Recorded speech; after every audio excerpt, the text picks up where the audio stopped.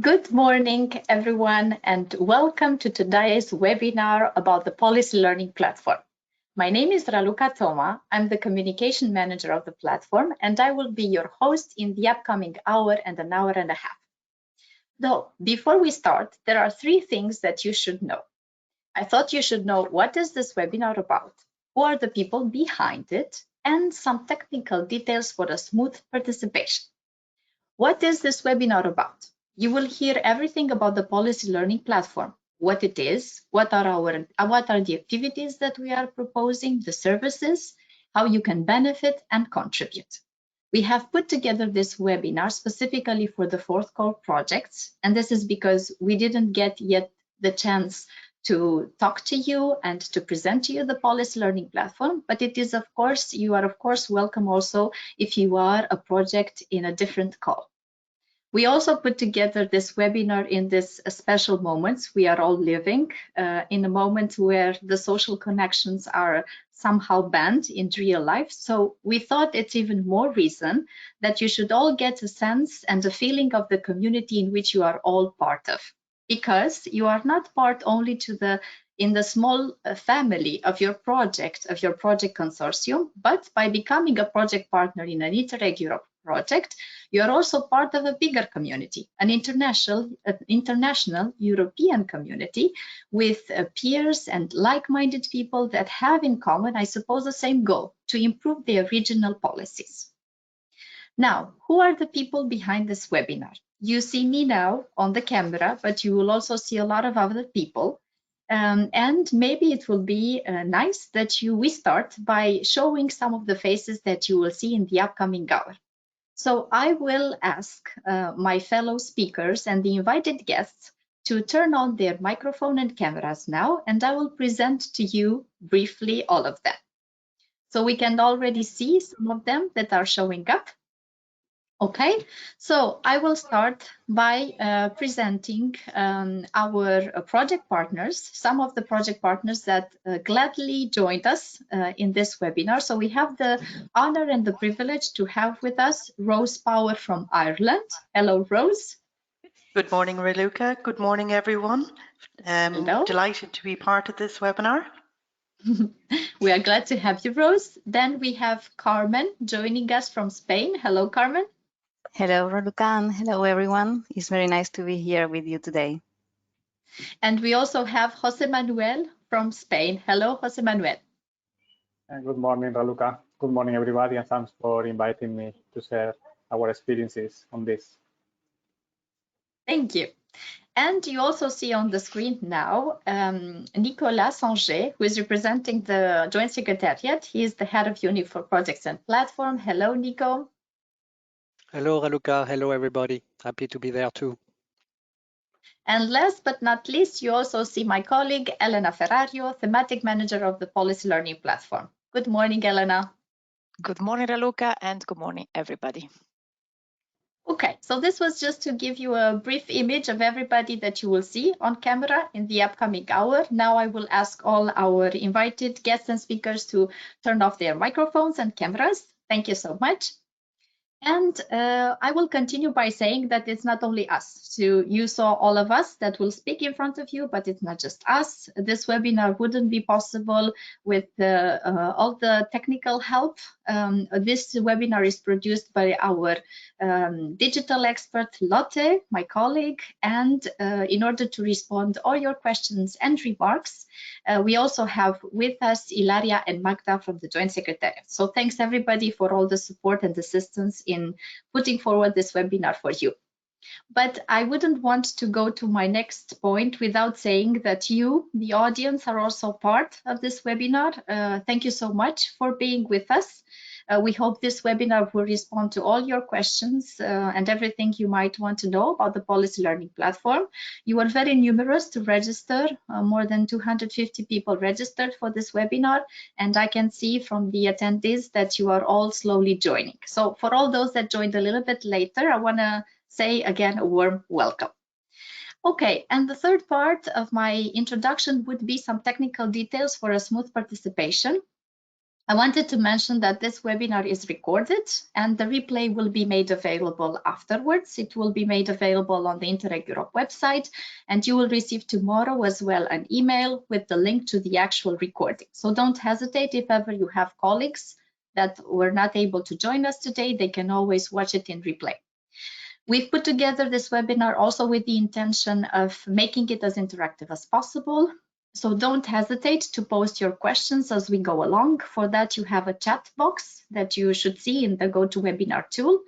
Don't hesitate to let us know from where you are watching, and also post whatever questions you might have. We already had some messages in that direction. Okay, and with no further introduction, I would like to pass the floor to our first speaker, because first we will hear from Nico. So Nico, if you could just please turn on your microphone and camera and join me on stage on camera. Okay, Nico will do a brief introduction for us into the current program state of play and equally explain a little bit the rationale behind the policy learning platform. So please, Nico, the floor is all yours. Thank you very much, Raluca, for this nice introduction. Again, good morning to everybody, and welcome also from my side. We are very happy to see so many participants today, more than 200 as far as I see. So as Raluca say, I'd like to give you a few words of introduction, mainly on 2 points. First, to tell you where we are in the program implementation. In terms of state of play, and in a second step, I'd like, of course, to come back to the subject of today of this webinar, to give you a few words on the policy learning platform and on the rationale behind this strategic operation. So if I start with the program state of play, I think from until today, the program implementation was very smooth. Here I would mainly mention, if you don't mind, the implementation in terms of projects, because you will hear a bit more about the policy learning platform activities later on this morning. But in terms of projects, you may know already that all budget was allocated at the beginning of 2019 to the 4 SCORE projects that we have with us today. But it's not only a question of budget allocation. Overall, the vast majority of our projects perform really well in terms of activities and results. And I don't want necessarily to drown you under figures and statistics this morning, but just a few examples I'd like to give you. First, in terms of activities, you have to know that by the 1st of April this year, the program has already validated 600 action plans, which is almost 65% of our initial target of 920 action plans we were envisaging for Interreg Europe. So this goes quite well. Similarly, when you look at the capacity building effect of this program, by April this year, again, more than 8,000 people considered they increased their capacity thanks to the activities organized by our projects. And here again, we are reaching already 70% of our target. So you see that in terms of activity, it goes quite well. The same applies, and it's even more important, I would say, for the results of the projects. We are very happy for more than 1 year, almost 2 years now, we are harvesting the fruits of cooperation. And again, by April this year, our project have demonstrated they managed to influence 292 policies, regional development policies. You may be interested to know that most of these policies, 2/3, almost 200, were structural fund programs. So again, it shows that it is possible to influence structural fund programs thanks to interregional cooperation. And you know that some of this policy change, policy improvement also have a financial impact that we check carefully at the program level. And so far, the program have demonstrated that this has led to influencing around 400 million euro budget funding at local, regional, or national level. By the way, this is already above the whole program budget. So this shows you a bit the leverage effect we can have in Interreg Europe, also considering that a lot of projects haven't reported any results yet. So we should certainly exceed our targets at the end of the program implementation. What I'd like to say also in program state of play is that we are all living a very difficult times, I can imagine on your side, also for the program. And we have to see exactly to which extent the COVID-19 crisis will have impact on our program, on the projects, on the platform. It will certainly have an impact. We have already taken the first measures. For instance, I could mention the fact that certain first call projects have been granted exceptionally an extension of duration to allow them to wrap up and close their project in the best conditions. We are closely monitoring this situation, and we will see in the coming weeks and months if further measures are needed. You will be kept informed anyway, either directly or through news on the project, on the program website, sorry. The other thing I wanted to say also in terms of program state of play is that this year is important for us because we are carrying out the 2020 program evaluation. The first results will be known by June. And what may be of interest to you is that part of this evaluation will provide us with recommendation for the next programming period for the features of the future projects and possibly policy learning platform. So this may be an interesting part of the evaluation. Last point on the state of play, speaking about the future, you have to know that we are already drafting the future program for the 2021-2027 period.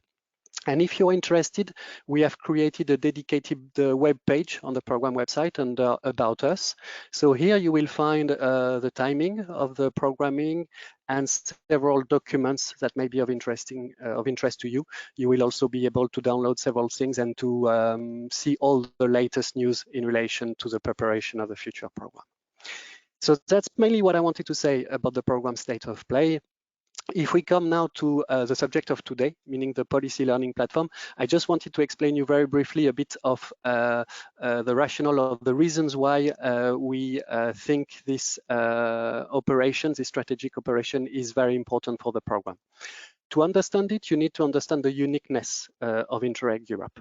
Of course, you know that Interreg Europe is the only program covering all EU regions. There is no specific limited cooperation area. But it's not only that.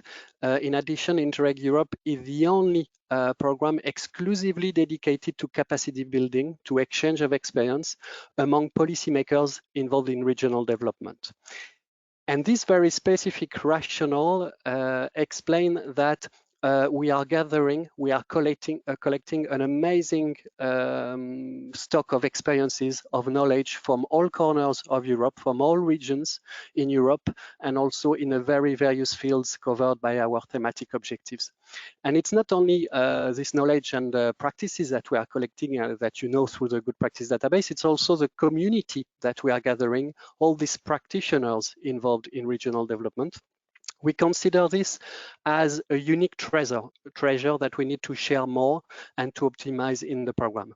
So in other words, this program has always thought that it's not enough to help regions through individual projects, but it's also very important to make sure that all this knowledge and good content gathered by the project, including the community, should also help anyone interested and should be further exploited for EU regions. This concerns you, of course, as project partners, because you may benefit from the service of the platform, but this may also concern any regions interested, in particular the regions that do not have the means or the resources to be involved in individual projects. Thanks to the platform, they will still be able to benefit from the program and from the good knowledge and good community gathered in this program. So this is mainly the way I would summarize the platform. The last point I'd like to say about the platform is that although all the budget is already allocated to the project, the platform are still running, and the platform offers running that will be available in the coming years until the end of the programming period. So the beauty of this strategic project is also to offer an ongoing services and to offer opportunities to you, to other regions, in a period where, unfortunately, all the money is already allocated to the project.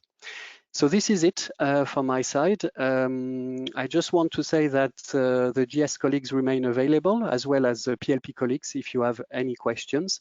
And I hope really this webinar of today will help you to better understand the platform and further benefit from its services.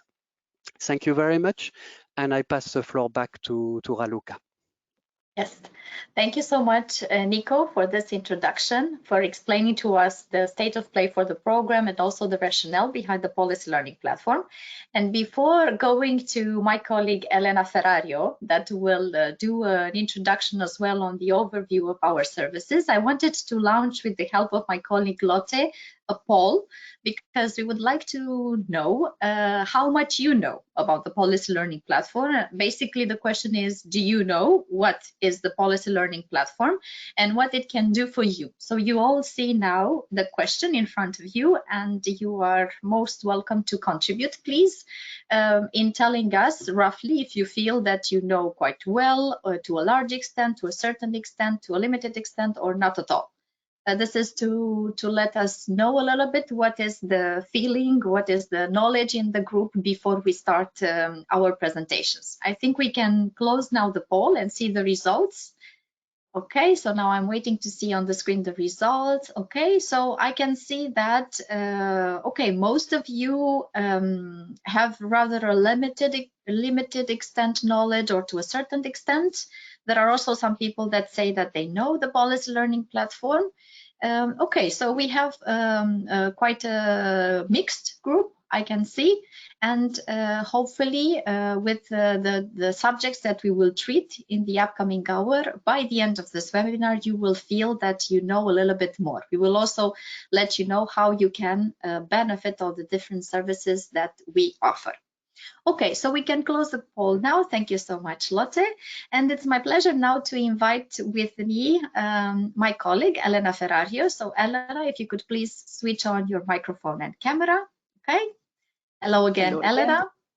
Hi. So I will leave the floor to Elena for a brief overview of what our services are, following this introduction by Nico and the rationale behind why we were built and what we want to do. Let's see how we actually do it. So please, Elena.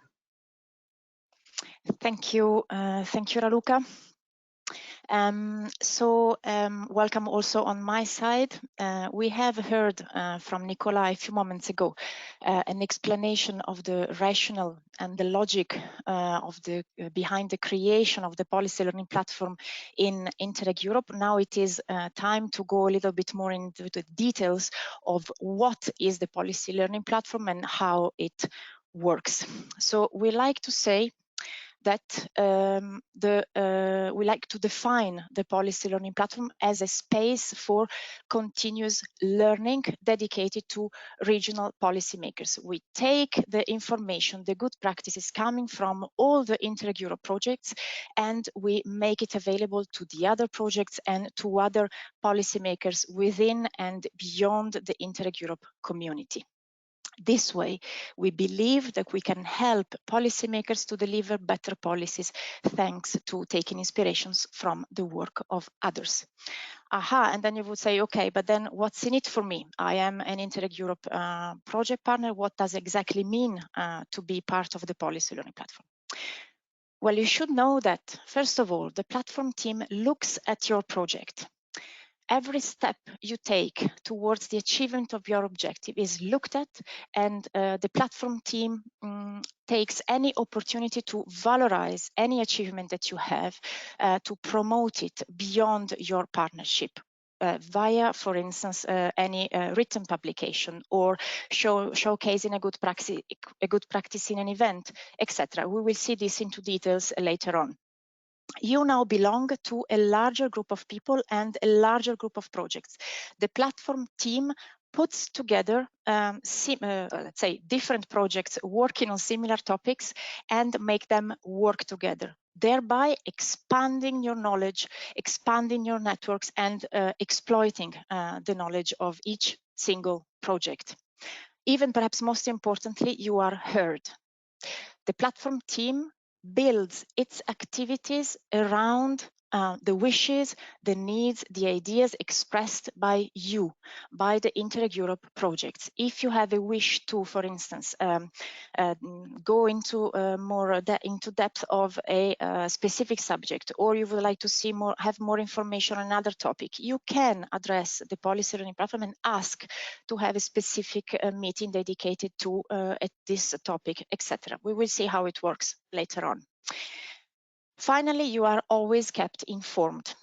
We publish regularly information articles on the latest EU policy trends on, of course, regional development.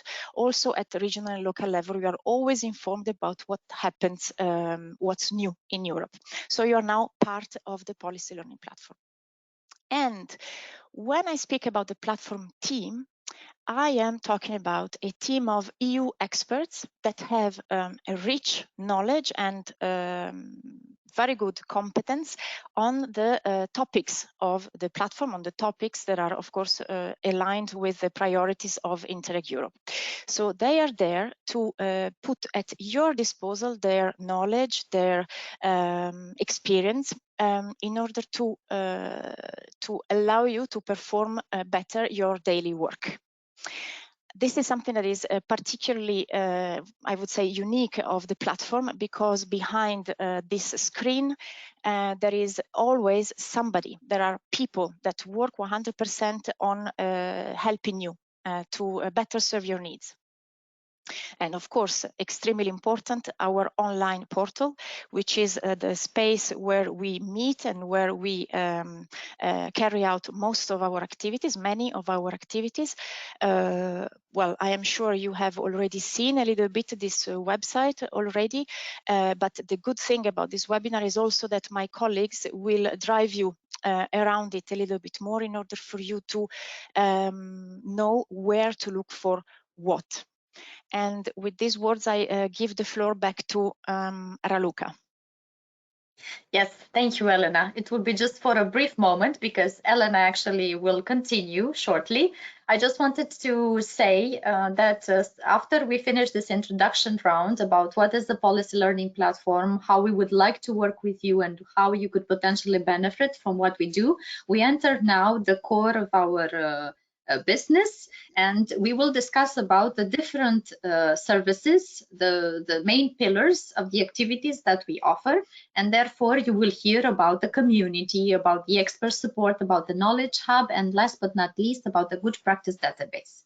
In each of these sessions, you will hear an introduction on what is this service about, and afterwards you will follow up with a short interview with the people that benefited from these services, people that you already saw at the beginning of this webinar. So please, Elena, I will let you continue with the community. Yes, thank you, Raluca. So the Interreg Europe community, as already mentioned by Nicola, we are more than 18,000 members. Just like you, other practitioners of regional development policies that share your passion for regional development, your interest into regional development. And these are practitioners and policymakers that at different levels work on similar topics as of the topics you're working on as well. They also share possibly the same challenges and have possibly the same needs as you. The objective of the Policy Learning Platform is to make sure that this community is useful and is alive in order to help you deliver better policy. So there are different ways in which we make the community alive, in which we activate the community. Of course, the first one and the simplest is on your side to look into the list of members of the community, filtering by different interesting and find the most relevant profiles that may you may want to get in contact with because you share the same interests. But there are other ways in which we do activate the community, and one of them is, of course, the webinars, just like the one we are having now this very moment, except that usually the webinars of the Policy Learning Platform are thematic, meaning that they focus on a specific subject related to regional development policy. The heart of each webinar is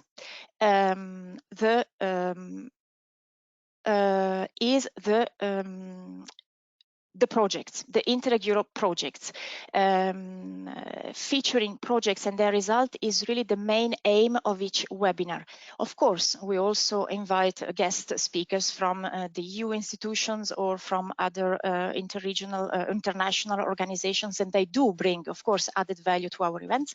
But the core element is always to get the community work together to make all the participants discover good practices that they may be interested in and that exist already in the Interreg Europe community.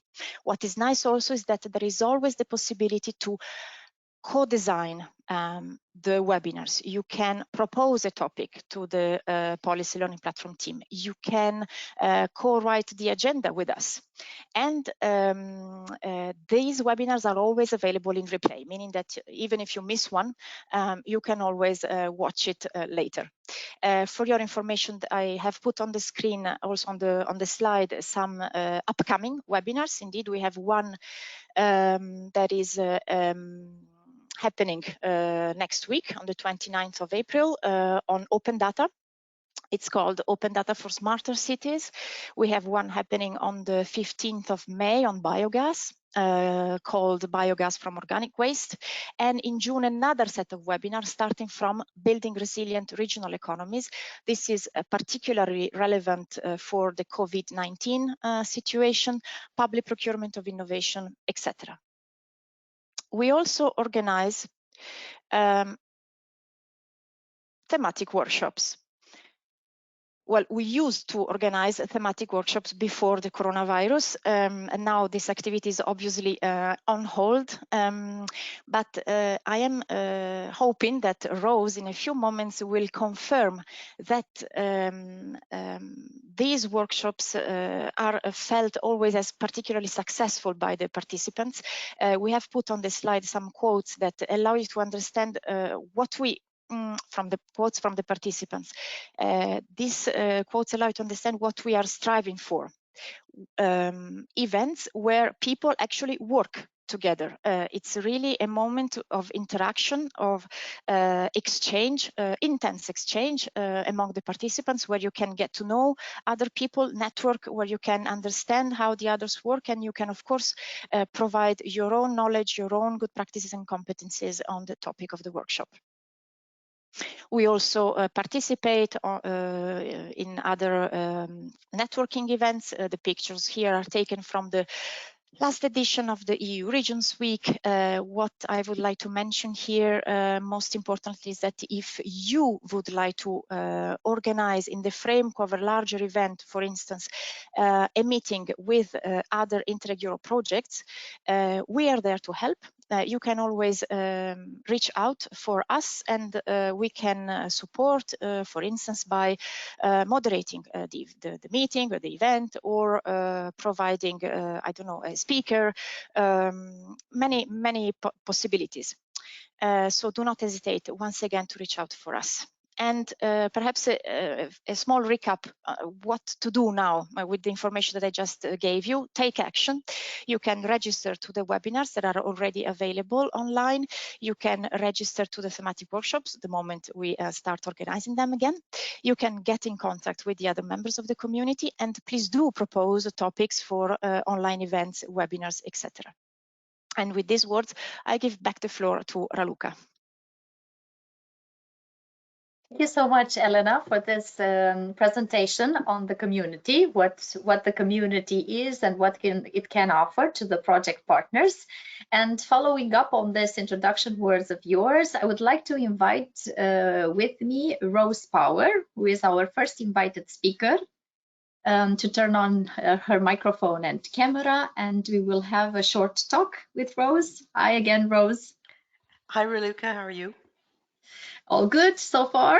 So, Rose, you represent the Southern Regional Assembly, which is a managing authority in Ireland, and you are part of 3 Interreg Europe projects, Empower, Matchup, and Marie.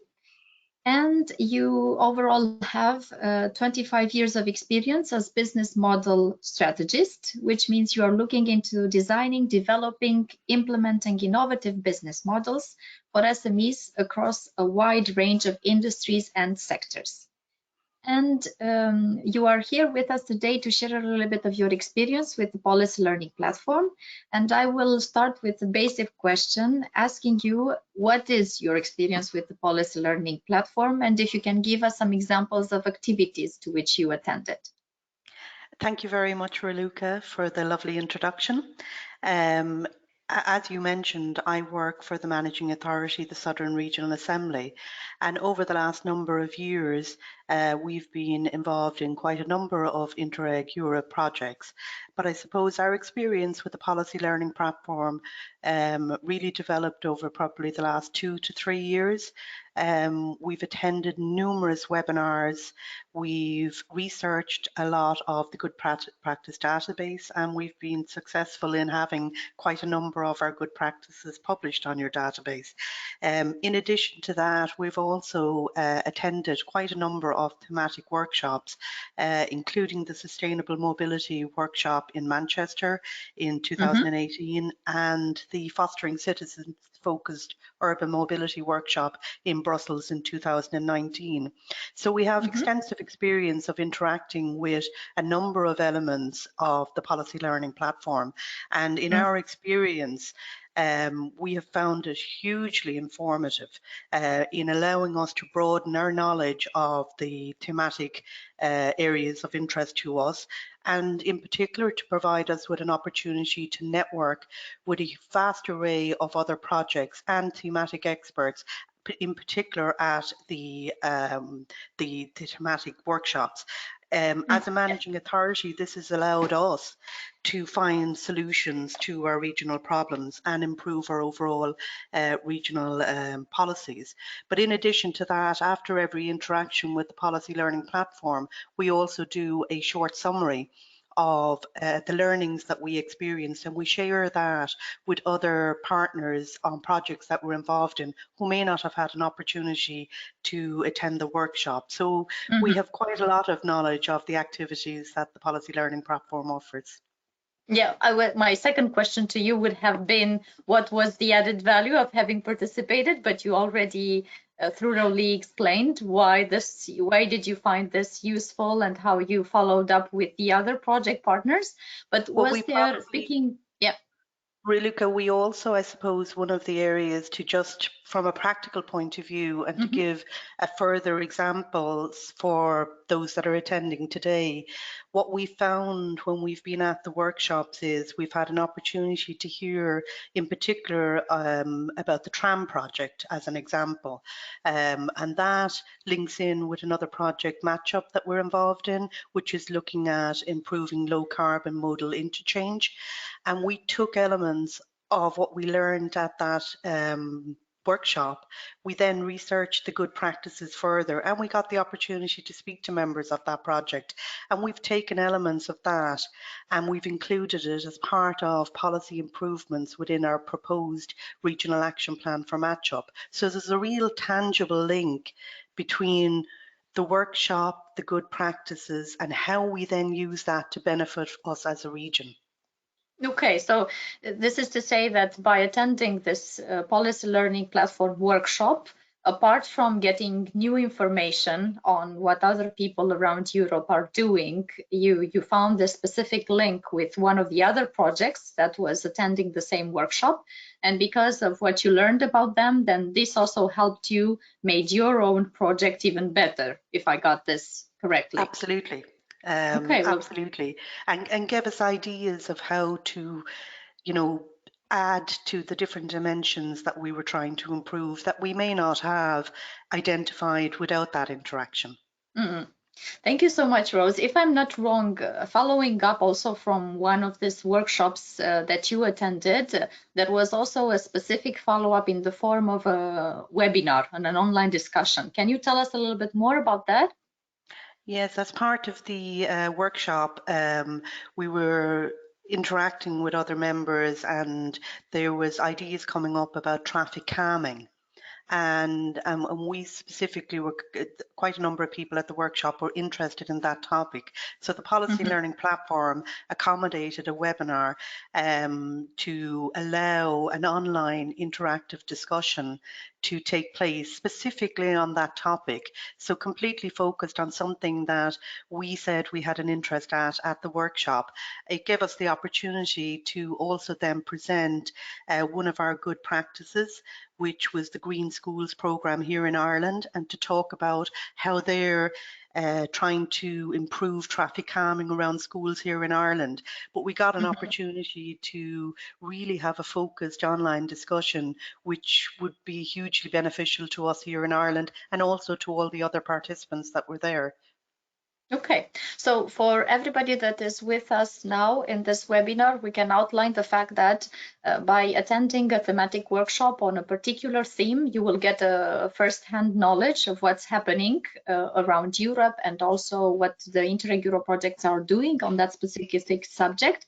But if you wish afterwards, if you have ideas of follow-up subjects that are even more policy focused, then this is possible, and that the Policy Learning Platform can help you in putting together such an online discussion or webinar.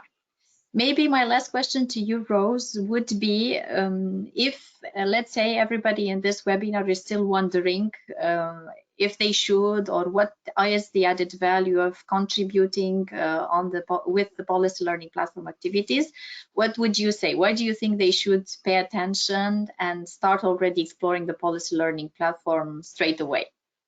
Well, particularly at the moment when we're all under the influence of COVID-19, the Policy Learning Platform is an ideal tool for somebody to broaden the depth of knowledge that they have and to interact with a network of, as you said, 18,000 people who are also interested in providing help, support and assistance, and particularly for fourth call projects.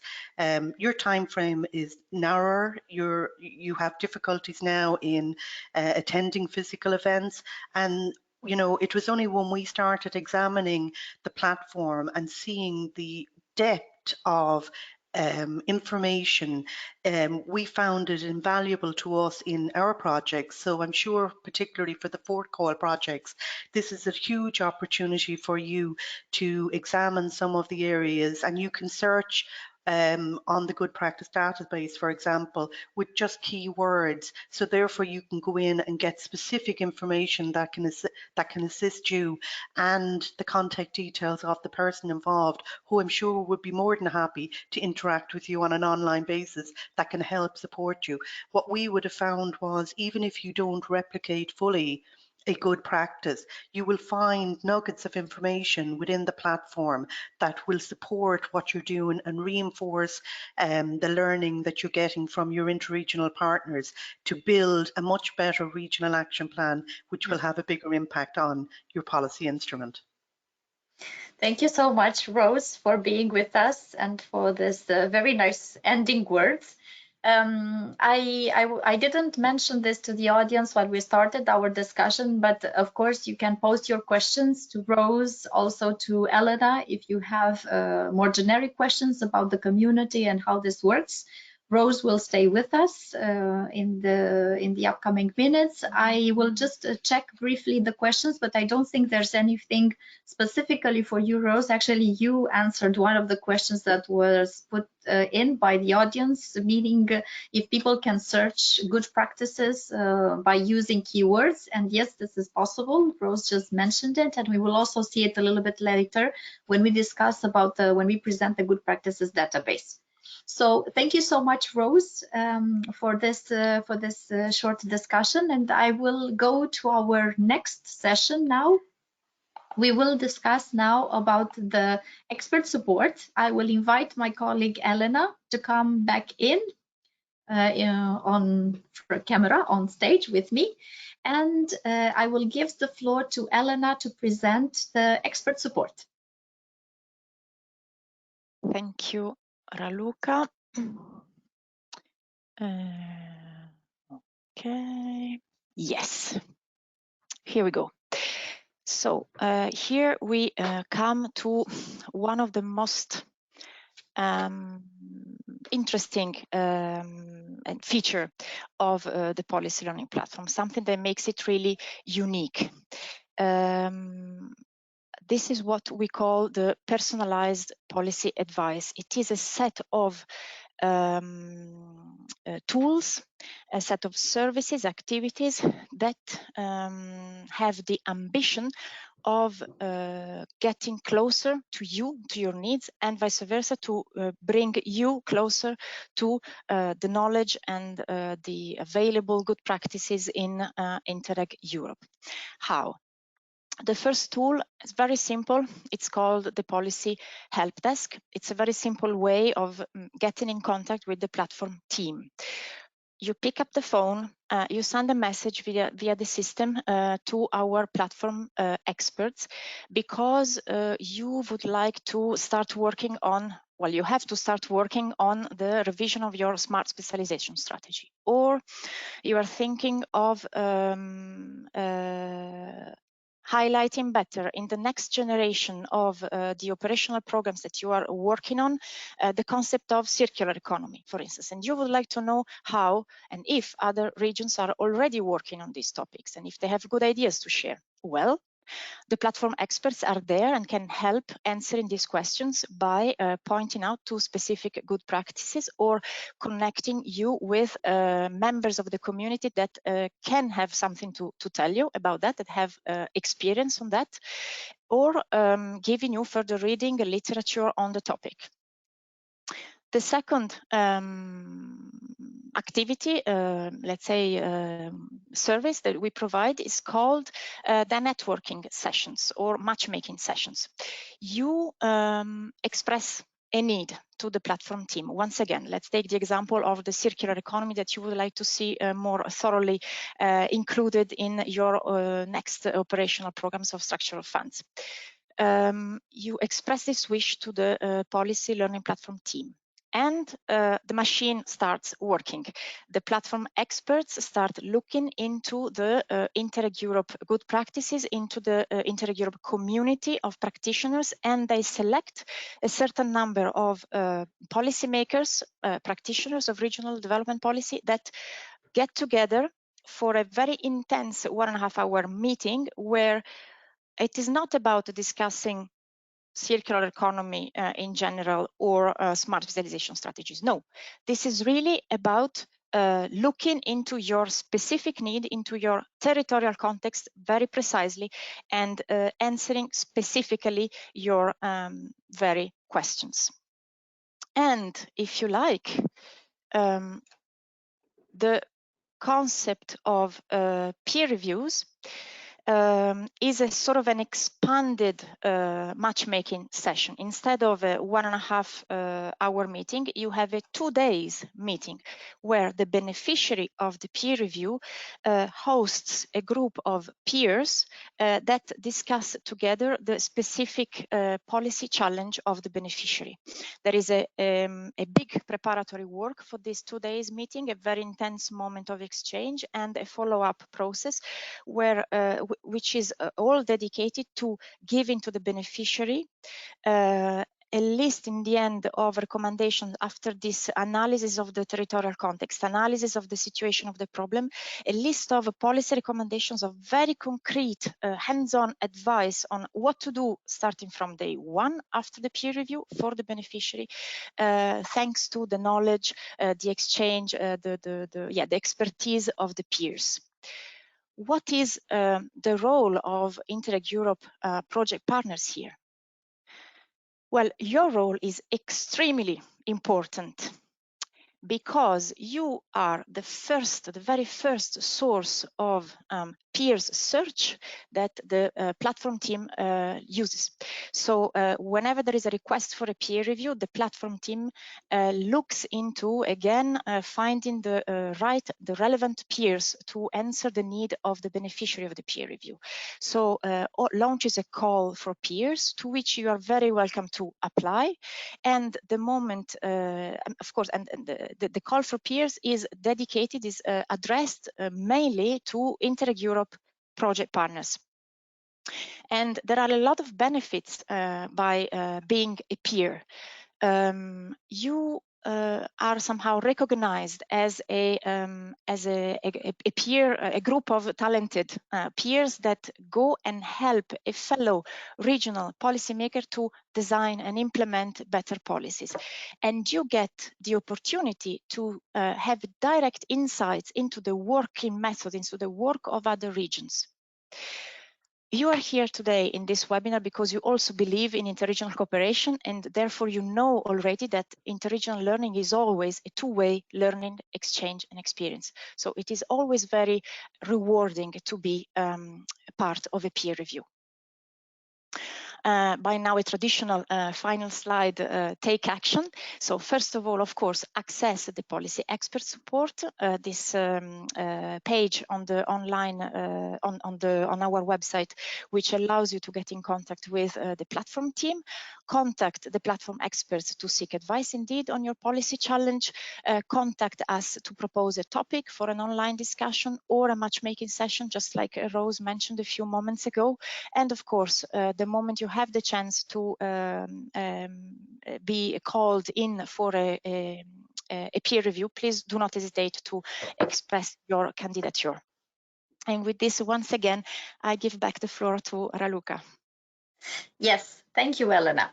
So before going to our invited speaker to discuss the expert support, there have been some questions coming in, and I think I can tell it to you, Elena. They both come from Lorenzo. So Lorenzo is asking, in the cycle of life of an Interreg project, when is the proper time to ask for an expert? Projects follow an own exchange process for the elaboration of the action plans. Okay, this is more of an explanation of the fact that when should they reach out for an expert, given that there is already this timeline. And the second question is, experts should be engaged by a lead partner for the benefit of the whole partnership, or a single MA partner should do it. What would you say to that, Elena? Yes. Well, to answer the first question, I can say that there is no specific time frame in which you should or you should not address the policy learning platform. We are there always to support from the very start to the very end of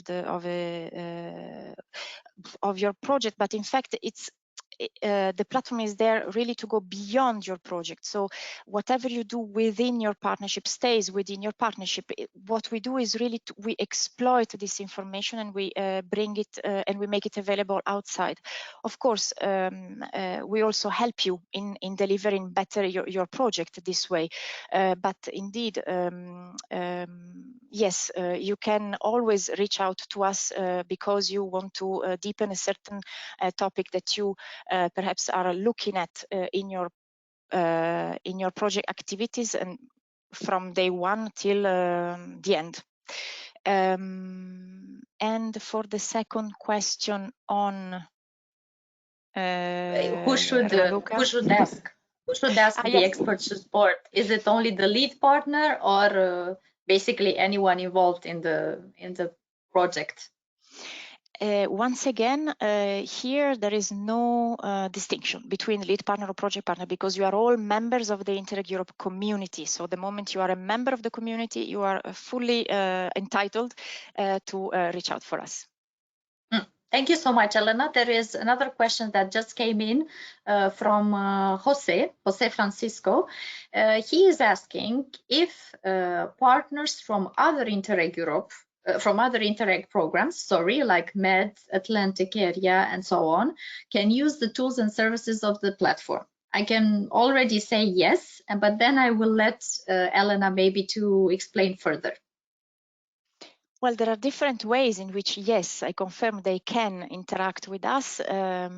Certainly, the platform is there primarily for the members of the Intereg-Euro community.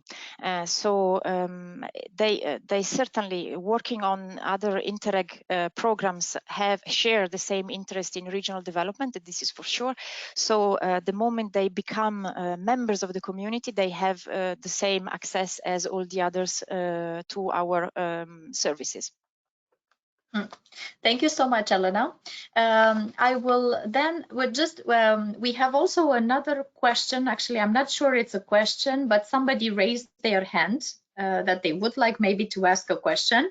We have never tried this as such, so let's try to do it now with you. So I can see that Ana Oliveira has raised her hand. I'm sorry if I mispronounced that. So with the help of Lotte, maybe we can give the floor to Anna to ask her question. Hello, Anna, can you hear us? Hello? I think then that was a mistake. Apparently we can see we can hear a lot of noise in the background. Okay, so we tried that. We will maybe try it later on a little bit more as well. But thank you so much for your question. So don't hesitate to continue, ask whatever is on your mind while going through the presentations and the interview with the speakers. I would like now to ask Carmen to join us. So Carmen is our next invited speaker, and we will discuss a little bit with Carmen her experience of a peer review. Hello, Carmen. Hello, Raluca, and hello, everybody again. Okay, so Carmen Sanchez Ruano is a project manager for the Fundesit in Extremadura, Spain, and she is actively contributing to at least 2 Interreg-Euro projects beyond EDP and Improve. Her professional activity is focusing on the design, implementation, monitoring, and evaluation of research and innovation policies, and particularly smart specialization strategies. She has many years of experience in managing participative processes and building inclusive governance systems. And we have invited Carmen to join us because she was one of the peers in a peer review that we conducted last year for the Gävleborg region in Sweden. But before discussing particularly about this experience, Carmen, may I ask you, like I did with Rose, what is your experience with the Policy Learning Platform and how did you learn about its existence? Well, actually, my first experience with the Policy Learning Platform was concerned to the good practices database you have already mentioned and presented. As a partner of different Interreg-Euro projects, we have had to submit our good practices to the database. So we went through the project and through the process, and we have the opportunity to get to know it and to see other good practices which were already there. And after that, I was approached to participate as a peer in the peer review session you mentioned. Mm-hmm. Okay, and speaking now specifically about this peer review, we have understood from the presentation that Elena just did that peer reviews are mainly put together for the benefit of a particular region that has that faces a policy challenge. Therefore, we all understand the benefit for the region that is hosting the peer review. However, I was wondering for you as a peer to such an activity, what was the added value? Well, it was a very positive experience, not only because we had a great atmosphere shared with the host region, the representatives of the Policy Learning Platform, and the other peers which were invited to the peer review, but also because we had a very intense work to share our experiences and point of view with how we approach different with different backgrounds, similar challenges, and it was a really inspiring session for me. Mm-hmm. Okay. We also, I was also wondering when the Policy Learning Platform put together the group of peers that visited Gävleborg, and it was particularly, if I'm not wrong, on a policy that was well, actually they have their e-highway pilot project, and they were looking into deploying this massively. And therefore, they were looking into what are the challenges towards doing this at a large scale. So I was wondering, we understand a little bit what was your expertise in the mix of experts, but were the experts having different profiles, or how was the group constituted? Yeah, actually we had different profiles as peers. As you said, the expertise I could provide was more related to how we manage participative processes. And so that's what I could add to the session. However, the other peers had a very different profile. We had two peers from the Netherlands. One was a TNO, an solar energy research center. So they were adding more the technical point of view to the challenges analysis of the region. And the other peer, also from the Netherlands, was the region of North Brabant, who is normally involved with the environment policies. So it was another point of view, a very interesting point of view to the discussions. Mm-hmm. Okay, thank you so much, Carmen. My last question would be to you. After having participated to this peer review, when you returned back to your own region, did you have some ideas maybe that you took from this peer review, or how did this work for you? Yeah, indeed. I could find interesting particular learning nuggets. For example, how to deal with opponent when it arises within the governance system, which is something we hadn't approached before in the way we saw there. Also, how to manage the different windows for innovation, how to find a balance among them, and how to approach each of them. And in general, as a whole, I think it was a very interesting experience from the point of view of how to manage policy learning processes and how to use this peer learning experience to bring the policy change process towards deployment. Mm-hmm. Okay, thank you so much, Carmen, for this discussion that we just had. Carmen is staying a little bit longer with us. If you have particular questions for her, don't hesitate.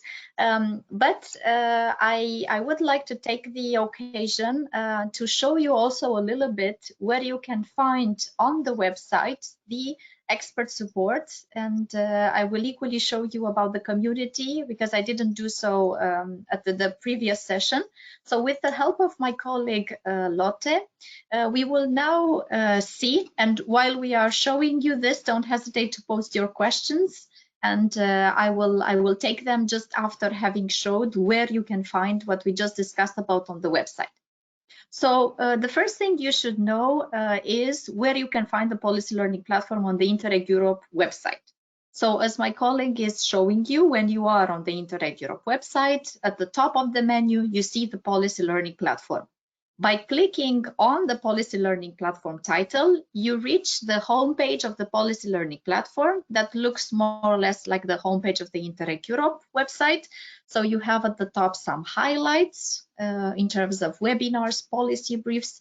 Then you can see our main services, our main pillars, expert support, community, knowledge hub, and good practice database. As you scroll down, you will see a calendar where we post all the upcoming events. So whenever you are wondering what's coming up, don't hesitate to go on this page and you will see all the upcoming events. And as we go through and scroll lower, you will see the latest platform updates.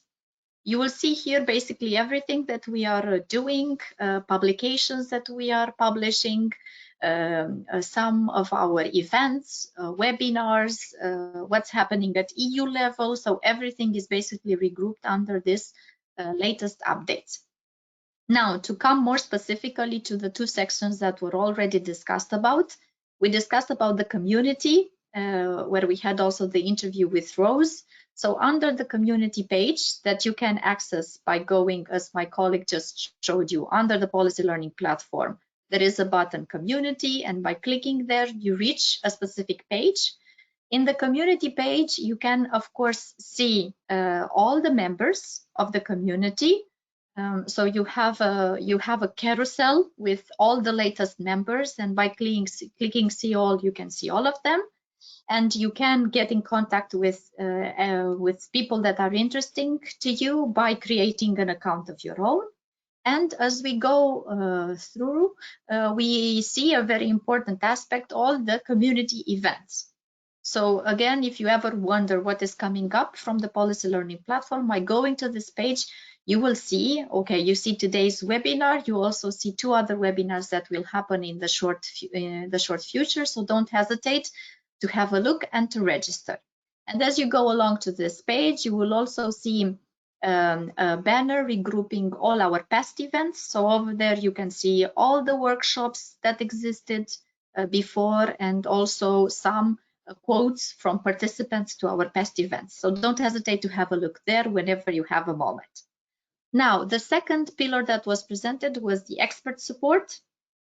And we go now to the expert support. So again, at the top navigation menu under the Policy Learning Platform, you see the expert support. And on the expert support page, you have 2 things highlighted: the peer reviews, and the application form for the peer reviews is visible for those that are logged in. So you can see they're applying for an on-site peer review. And lower down, you see the policy help desk. The policy help desk is basically the service where you can get in contact with us, as Elena presented, to ask whatever support you might need. If you have particular policy questions or also other type of remarks for us, don't hesitate to use the policy help desk. As we go along this page, you will also see all the faces behind the Policy Learning Platform, basically all the experts and the team behind the Policy Learning Platform. So we are all there to serve you. So don't hesitate to get in contact with us whenever you want. Okay, so now we covered where to find the community and where to find the expert support. And I will now look for the questions, because there are some questions that popped up in the meantime. I will maybe ask my colleague Elena to join me online, because I think the question that I'm about to read, which comes as a follow-up from Jose Francisco, is more a generic one. He says, we have the challenge of the long-term management after our project. What kind of services could be the best to start exploring how to go next after the end of the project? Okay, so the question is probably how the Policy Learning Platform can be used to envisage what happens after the project. I'm not sure that's a very easy question to answer to, but Elena will handle it. Thank you for this question. No, it is indeed a very interesting one, and I would say very relevant. This allows me to go back a little bit in time when in fact, when the whole story of the Policy Learning Platform started.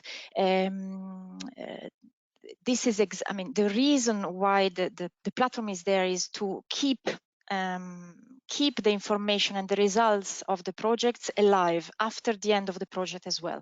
So we actually even wanted to take the good practices. We started this process already in the previous time when Interreg Europe did not exist, and it was called Interreg 4C, when we started this capitalization exercise, and still some of the good practices and results of the projects of that time are somehow again still used by the Policy Learning Platform team nowadays. So this is exactly one of the objectives of the platform, is to keep really the results alive beyond the end of the project, to avoid this what we used to call the cemetery of PDFs, like final reports of projects that nobody ever reads again. So this is really the objective of the platform. For you personally, in terms of, okay, what do we do after the end of a project? Well, beyond the fact that you should be able to somehow reinforce your policy performance via the taking up of the good practice that you find within your project, which is of course always the very first element of interregional cooperation, you can always continue participating in the platform activities in the program thanks to the policy learning platform. So keep contact with your project partners beyond the partnership, interact with other old fellow colleagues, and therefore continue the cooperation across programming periods. Thank you very much, Elena. I have two more questions for you. The first one comes from Rosalia, and she is asking if there will be a new call for peer reviews. The call for peer reviews is always open. So it's an undetermined call. We work with what we call cut-off dates in order to allow us to better perform. We collect a certain number of applications and then we treat them all together. We evaluate them all together, but you can apply anytime for a peer review. Yeah. And that's a good thing. It's a good news for everybody. And the second question is, and you partially responded to this one also in your earlier question and answer, can partners, it comes from Pui, can partners benefit from the policy learning platform after the project has finished? Yes, indeed. You are a member of the Interregional community no matter what. Yeah. Okay, so we finished this session on the expert support with two good news. Peer reviews is always an open call and you can always benefit of the policy learning platform services regardless of the fact that your project has ended. Thank you very much, Elena. Well, actually you stay with us and you are guiding us, explaining to us a little bit about the Knowledge Hub. So the floor is all yours. Thank you, Raluca. Okay, let me start the presentation. Voila. So the Knowledge Hub, as I said a few moments ago at the beginning of this webinar, you are always kept informed if you work with the policy learning platform. We produce very regularly a series of publications that keep you informed on the latest EU policy trends or news on regional development in general. So we publish on a regular basis these types of articles produced by the platform experts, and we always also publish stories. Stories are articles that zoom in into a specific good practice analyzed by our experts. Of course, the good practices come from you, from the Interreg project partners. So you have the chance of seeing your good practice showcased in a specific article of the policy learning platform whenever this is possible, whenever there is a nice achievement on your side. We also have something that we call the policy briefs. These are different type of publications. They go more in depth into the analysis of a specific subject of regional development. They given in an overview of the most recent EU trends on this topic at policy level, and they are an opportunity to showcase several good practices found across Interreg Europe projects. They also end with a list of policy recommendations for your policymakers at home. What is nice here again, it is the possibility always to co-design these policy briefs, meaning that you are on the one hand called by the policy experts every time there is a good practice of yours to be showcased to contribute to the policy brief by giving more details on the good practice, by, for instance, having an interview with the experts. And you are also called to propose topics for a policy brief. You can have a look at those. Maybe certainly Raluca and Lotte will tell you later how to reach those policy briefs on the website. You can have a look and you can see that they go very much into one specific topic, and therefore you can propose any of your interest. We also have thematic newsletters. These are what we call the policy digest. They are sent to your mailbox if you register, of course, if you subscribe every 3 months, and they are a collection of all the activities done by the policy learning platform on a specific topic.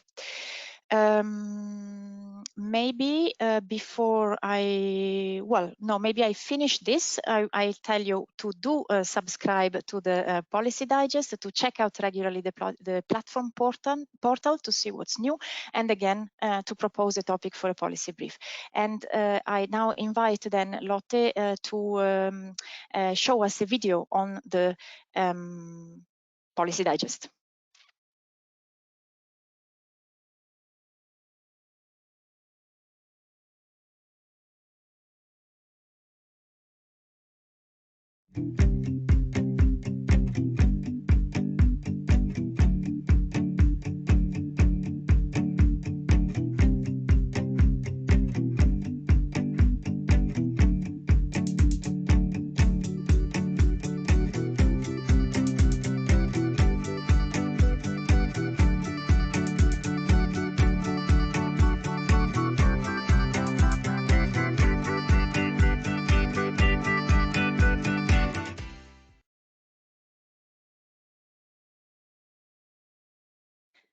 Thank you very much, Elena, for this presentation. And you also, I hope, were able to see our short promo video about the Policy Digest. And my colleague has shared with you where to sign up.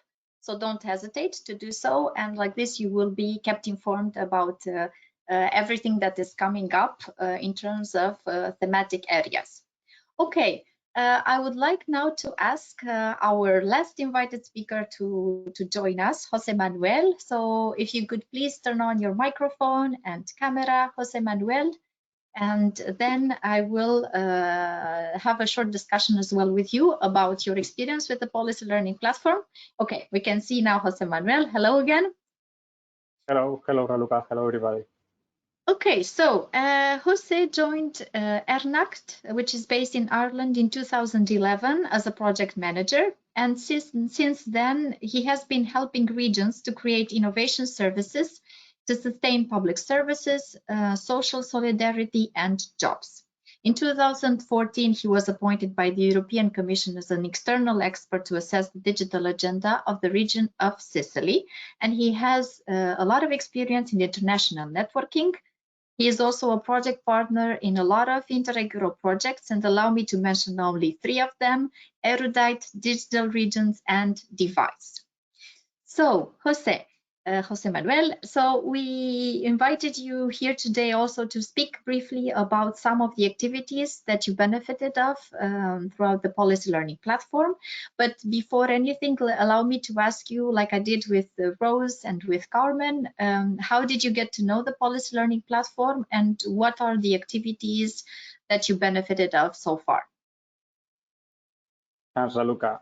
Well, in our case, we knew from the policy learning platform because I've been working as a lead partner in some projects. So we also prepare the applications. So actually, we knew from the program manual, we knew that the policy learning platform was an asset that was available for projects, and we knew that it was good for projects to interact with it. So we knew that when we were preparing proposals, the policy learning platform was an important component in our projects.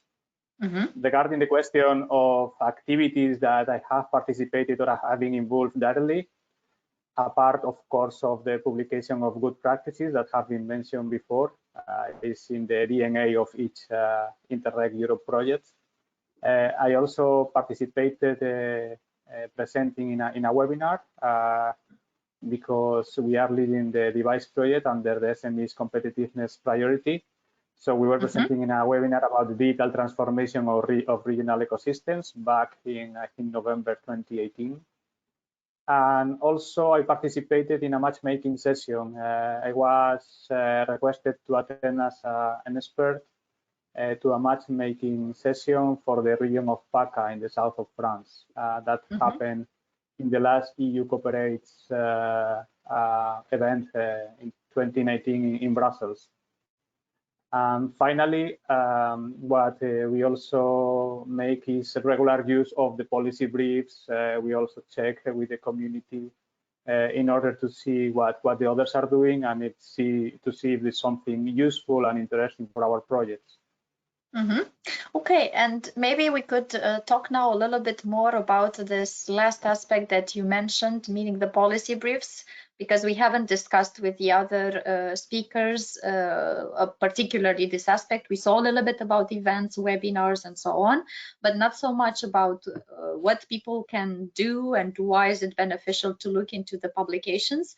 Can you give me maybe an example of a policy brief that you particularly found useful?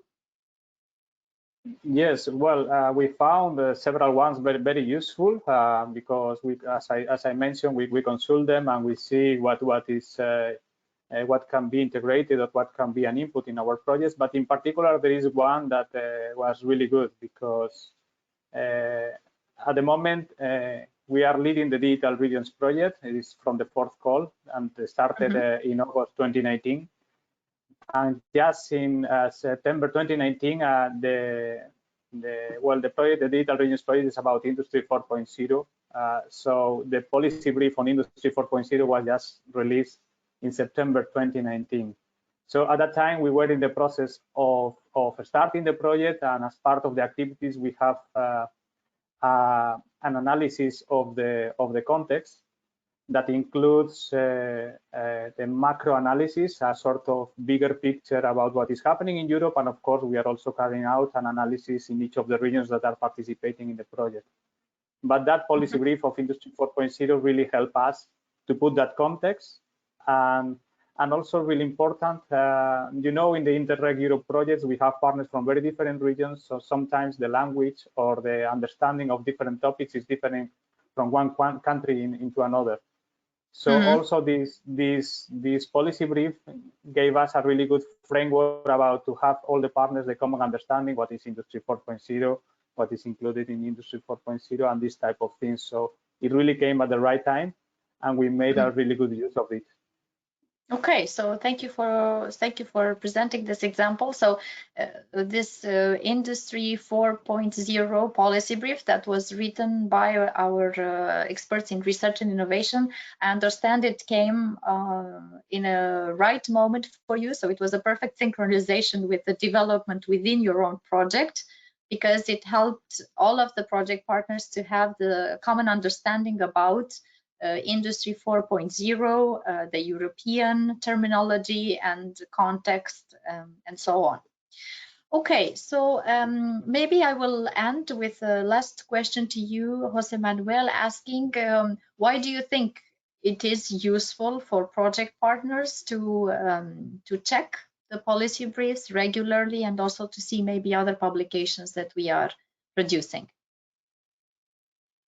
Well, in my opinion, it's really useful, and of course I invite partners to do that. But I see one of the main values of the policy learning platform, is I've been participating in several projects, is that it really helps to connect projects. Sometimes we are working in our own project, we are trying to push things forward, we are trying to progress all our things, but sometimes it's difficult maybe to engage with other projects that are probably really close to what we are doing, that they are facing the same challenges, the same opportunities. So the policy learning platform really helps to us to be connected. I think it's a really good asset that helps and let me say that free up the projects of an additional effort to connect to others. So this is why I think it's a really good tool for the project. Thank you so much, Jose Manuel. So if I were to make a comparison, maybe we can say that people by coming and participating to an Interreg Europe project, they already have a special power because they get to this international aspect of their activities. But by engaging with the policy learning platform, you can have this superpower, because then you can go even beyond and be this superman of regional policies or superwoman. Thank you so much, Jose Manuel, for your participation and also for engaging in this little talk. You will stay with us in case there are some questions from the audience. For the time being, I don't see any coming in, but I will maybe leave you a couple more minutes to think of possible questions on the Knowledge Hub. And in the meantime, with the help of my colleague Lotte, I will show you where to find the Knowledge Hub on the website. So you can see on your screens again the Interreg Europe website, and under the Policy Learning Platform, you have the Knowledge Hub as a tab. And in the Knowledge Hub, you will find gathered a lot of the knowledge around the coming, of course, mostly from the Interreg Europe projects, but also gaining maybe a European policies perspective from our experts. So the first carousel that you see is about the policy briefs. So you see there all our latest publications. One that we published recently is about boosting entrepreneurship in rural areas, but you have many more. Then you have a carousel on what's new in the EU. So what are the news that are very important to know about what's happening in the EU. And you will also see the webinar replays. So all our webinars are available after they ended in this on this particular page. It doesn't seem to be there for the time being. Probably it is a bug for the time being, but we will get it there very fast for you. So if ever you are wondering where to find all these things, you need to have a look at the Knowledge Hub. And with this, I will just have a short look at the questions tab to see if there is anything there. Okay, there is a question from Beatrice, and maybe I can ask Elena to join me to answer this question. If you could please, Elena, turn on your microphone and camera. Okay, and Beatrice asks, okay, how many times you can apply to an activity for the policy learning platform, like the expert support? Only one or several occasions? So is there a limit, Elena? There is no limit to ask questions to the policy learning platform team. You can apply, if we can say apply, but it's not really an application. You just ask a question or you propose a topic as many times as you wish. Of course, we need to then accommodate the agenda of everybody, but no, there is no limit in this sense. Okay, thank you very much, Elena. And with this, we enter the last session of our webinar, we will focus a little bit on the good practices database. Remember, this is more a generic presentation of what is the good practices database and what people can find in it. If ever you have specific questions related to your project activity, your reference points for that are still your policy officer and your finance officer. So please, Elena, good practices database. Thank you, Raluca. So you are an Interreg Europe project partner, therefore you must already know what is the good practice database. Here I will take just a very few minutes of your time to focus mainly on the role of the platform in this exercise of the good practices. So we have already collected, thanks to all the Interreg Europe projects, thousands of good practices, and around 1,500 are already expert validated. What does that mean? It means that the moment you upload a good practice in the system and this good practice is looked at and approved by the Interreg Europe program, meaning the Interreg Europe Joint Secretariat colleagues, this good practice ends on the desk of the platform experts, and the experts they do analyze, they do study your good practice in detail. The moment they validate it, it means that your good practice is labeled as an inter-Europe good practice belonging to the database. So what does that mean for you? It means the label means a stronger acknowledgement and visibility of your good practice because it is labeled as expert validated. And for all the other users of the database, it also ensures that the practices that are there are indeed considered of high quality. They are somehow acknowledged to be valuable for transfer, valuable for investigation by an expert that knows the topic very well. So we aim at having good quality information as a source of inspiration for your work. I can only say do upload your good practices to the system, look for other good practices from other projects into the database to find inspiration for your own work. And you will also see that at the bottom of the page after at the end of the validated good practices, there are also a few paragraphs drafted by the policy experts explaining why they believe this good practice is valuable. I end, but maybe this is redundant, some links and information on where to find us and how to find us. We are always available, and you also have the contacts that you can, of course, find in our website. I give you back the floor, Raluca. Yes, thank you, Elena. So I will now show you, with the help of Lotte, where to find the good practices database, even though I'm almost certain you probably all know this by now. But still, okay, so we are again at the Interreg Europe website. Under the Policy Learning Platform, you can see the good practices, and then you will get to this page regrouping all the good practices that are coming from the Interreg Europe projects and also beyond that have been approved, validated by our experts.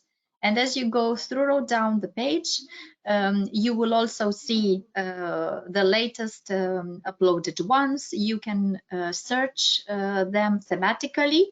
So if you are interested only in SMEs competitiveness, you can filter down by that. And you are equally able to filter by country or region. So don't hesitate to have a look at the good practice database to, as Elena mentioned, get inspired by what others are doing. You are also able to search via keywords because this was a question earlier, so don't hesitate to also do this. And with this, I think we close the good practices database section. I will just have a short look at the questions that came in to see if there is anything that should be taken on board. Okay, I don't think so. Okay, some of the questions will also be treated by my colleagues in the chat. I think with this, we can approach the end of this webinar. But before saying a proper goodbye, I would also like to just summarize some of the key points that we discussed about today. So what's in it for you with the Policy Learning Platform? And for that, I have a slide to share. If my colleague Lotte can give me the rights to do so, I will show the slide that I prepared. Okay, just a second. Hopefully you can all see my screen now. Okay, so what's in it for you by joining the Policy Learning Platform? And this can be resumed in 5 key points. You can meet and learn from other projects. You can identify new and relevant good practices. You can benefit from the experts' support and from the facilitation that we can offer. You can discover the latest EU thematic trends, and last but not least, you can of course share your experience by becoming, for example, a peer in one of our peer reviews. I would also like to mention one more time that we have some activities coming up Next week, we have a webinar on open data for smarter cities on the 29th of April. In order to register, don't hesitate to have a look at our community page. And we equally have another webinar coming up on the 15th of May on biogas from organic waste. And there will be also other webinars coming up in the 2 months to follow. Okay, so with this, we reach the end of the webinar.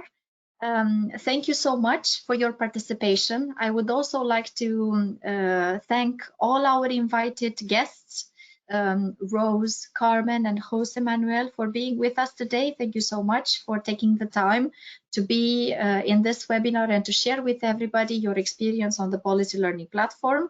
You have learned from them the fact that they have participated in several services that we offer, and they are overall very happy with that. So don't hesitate to start your own exploration of the Policy Learning Platform. I would also like to thank, maybe I will ask actually my colleague Elena to join me to say a proper goodbye to everybody. But last but not least, we also, I think, have to thank everybody that joined us online and that stayed with us throughout this webinar. Thank you so much for your participation. And we are looking forward to seeing you again in one of our webinars, or maybe meeting you in person once we will all be able to conduct events and thematic workshops. Elena, would you like to say goodbye to everybody? Yes, just a warm welcome again to the Policy Learning Platform, and goodbye, and see you next time. Okay, thank you everybody. Have a nice day. Goodbye. Bye.